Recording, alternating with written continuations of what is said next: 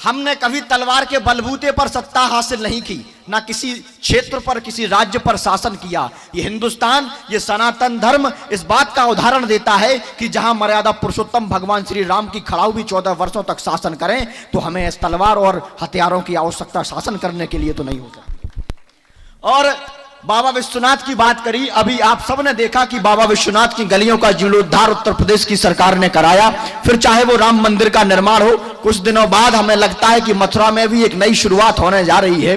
बाबा विश्वनाथ की जब गलियों का जीर्णोद्धार हुआ तो एक बात मुझे समझ में आ गई कि हमारी महानता और उनकी क्रूरता में इस बात का अंतर है।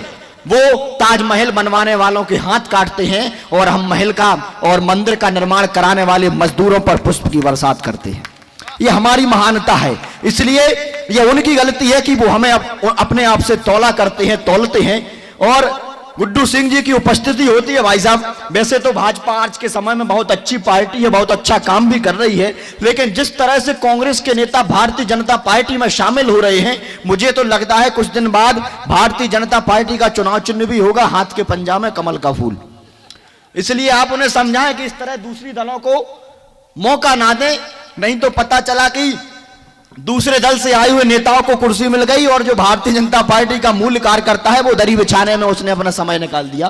तो जिनकी जिम्मेदारी है उन्हें उस स्थान तक पहुंचना चाहिए। हालांकि भाजपा मुझे अच्छी इसलिए भी लगती है, उसका एक कारण और है, अगर आप तक मेरी बात पहुंच जाए तो फिर आपका समर्थन मिले।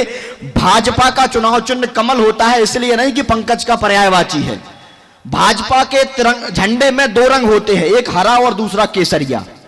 तो भगवा रंग जो होता है उस पर तो उनने चुनाव चिन्ह कमल बना दिया, और जो हरा रंग होता है उसमें डंडा डाल देते हैं।